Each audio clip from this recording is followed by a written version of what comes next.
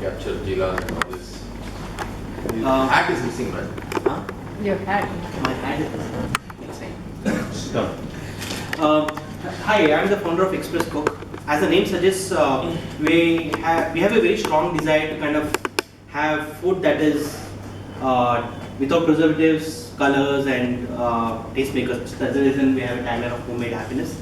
So the business we are trying to solve is lot of big businesses have a challenge to be profitable when they grow to scale. Basically, because the food sales is like very unpredictable over the week. Weekends are very intensive. Weekdays are less than 10% of a weekend, right? So large businesses that kind of scale have empty idle equipment, idle real estate, and idle employees that go waste, right? And a lot of food wasted because overall it's like very unpredictable business. And the only way to kind of be profitable at scale is be able to kind of scale on demand, like just how tech companies are actually scaling on demand. Be able to scale on demand over the weekends and kind of go down or in cost during the rest of the days, right? So we have ready-to-cook solutions. Primarily, initially we started with retail. Then we right now we're kind of working with more like businesses so that they can scale over the weekends with our ready-to-cook solution. It kind of eliminates the effort for grocery shopping, cutting, cleaning, and then a lot of expert staff that are expensive to employ can be cut down. They are vacuum packed, they are blast frozen according to US standards, and we currently have we have handpicked a couple of SKUs that are common across a lot of businesses like fast foods and bakeries and things like that, so that we have single set of SKUs that are supplied across multiple businesses. To handpick a single customer, Spark Hypermarket, with whom we are working on right now. We have been working with them for about 2 months now. We have enabled their puffs, pastries, burgers, rolls for last 2 months across all their stores in Bangalore. We have enabled them for 38,000 production of single units, and they have about 1.2 ton of monthly consumption, which is supplied on a daily basis. Like every day we have about 80 kgs or 100 kgs being supplied to them. So overall the cost savings is about 1.2 lakh per month, which is in terms of reduced wastage, because typically each of these, they have about 6 stores in Bangalore and they're adding another 2 or 3 more. Typically each of these units kind of place an order with a centralized kitchen about 8 or 10 hours before the next day, because the bakery's items need to be supplied fresh. Now 8 or 10 hours of duration is like very short for them to actually make in such large quantities. So they pre-estimate, okay, a weekend probably will have like so much of sales.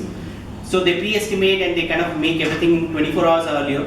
But if the orders from the satellite units is much lesser, the rest of the thing goes waste. So with our ready-to-cook boxes, ready-to-cook packs, they kind of from 24 hours of cooking durations kind of come down to 8 hours, and they are able to kind of make things on demand. So 80% of reduced wastage, ability to take last-minute orders, bulk orders, like tomorrow you have a birthday party and someone comes, places an order for 500 puffs. They won't be able to take it earlier. Now they are able to kind of do that. Reduction in skilled labor, easily scale on demand.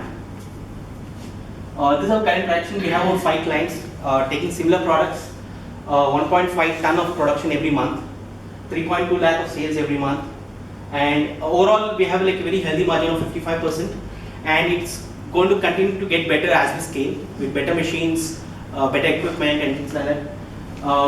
Currently we have received about 30 lakhs of seed investment from friends and my own. Metro Cash and Carry, we have approached, they have kind of inspected, approved samples and everything, but they would like to kind of have better infrastructure on board with us based on their standards. If they come on board, it's going to, their own requirement is about 3.2 ton per month in Bangalore alone. That will add a sales of about 8 lakhs per month. 1 minute to Target is to reach about 15 clients by end of 2017. 15, that is going to get us about 15 to 20 ton of monthly production, sales of about 30 lakhs per month. Customers are typically going to be like bakeries. For example, none of these actually have bakery items, specifically picking a particular domain, right? Bakery items. None of these actually have bakery items as their primary selling point. For example, Food World sells grocery, but bakery items is like an additional value added service to the customer. Right? Whoever walks in can have a puff and a pastry and then go on shopping. right? So they would like to kind of keep the cost to kind of produce these bakery items at a minimum with less skill and at least be break even. So those are the primary customers. The ask is 3 crore rupees of funding for about 30 to 40 lakhs going towards infrastructure improvement. Everything that needs to, as being coming from a tech background, I would like to kind of automate everything as possible. There's a lot of automation that can be put in place, a lot of R&D can be done. Retail, we already have some retail product. We have a counter at Spark, which is selling ready to cook biryani and starters and things like that, and it's doing really well. In a space of about 20 to 30, 10 by 5 by 6 square foot of space, we are able to kind of shelf out 100 biryanis per day. And kebabs and things like that, because everything is ready to cook. We really don't need a huge kitchen there. We need to grow in tech. Operational expenses for next 18 months. Coming from a tech background, I worked at Novell, Microsoft, Amazon in the past. I had done startup earlier, didn't go well. Educational app for computer exams. I have my another partner, he's really an employee with a small stake in equity. He's had ton of good experience. Excellent. I just know why we put you in the end, no? Because if you had told us in the beginning, everybody will be different. So, where do you manufacture these things now? We have a kitchen unit in Indore. Okay. And what do you need the money for? Right now, our space is about 600 square feet. Metro, when they came and inspected, they would like to have segregation of veg, non-veg, cleaning, cooking, packing, storage. So right now, it's all kind of hall of this size where we kind of segregated the units to a very good limit. So that's good for most of the businesses, but for us to kind of get on board with a bigger brand like Metro, they would love to have some kind of. But this one, couldn't you just get straight bank funding? This is just basically place and plant and equipment, right? Probably yes. That would be the cheapest funding. Yeah. MSMEs in Canada, a lot of those are desperate to give to people like you. No. No. So the challenge is, for software businesses, they can't give because they ask for assets. Okay. So you will actually have assets. So they'll be like, oh my god, a startup has assets. Yeah. Okay. This one is straight bank funding. It will be very cheap, and especially right now the banks are flush. They want to give money, go make a deal, and then spend slowly, right? You don't have, you can get customers to underwrite pieces of it, right? Okay, I'm going to put in a new oven, you guys buy me the oven, prepay or whatever, that's fine. But get the whole thing properly funded by a bank, and then get customers to actually fund the piece of it so you can repay the bank very quickly. This one seems a very simple thing in terms of scaling. I don't think you need to be pitching investors. What do you need investors for? Okay. And then you really want to work with your customers. Investors are cool, no? Yeah. And then you go to the customers, and the customers have one job. They have to give you order, and then they have to call 10 other people. Okay. They have to come with you to get the. So scale fast, and then you can repay very quickly. So this one just seems to me like you're there, right? It's a fundamental scale-up problem. Right. But it is a real product, as I say. So it's collateralizable.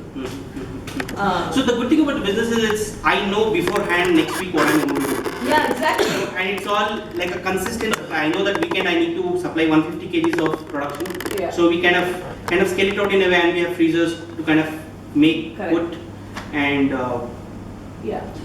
And then later on you can also grow by bringing in other people who have ideas of being able to flash freeze fresh items that you may not know yet, right? And you can give opportunities for other food entrepreneurs once you get the premises right.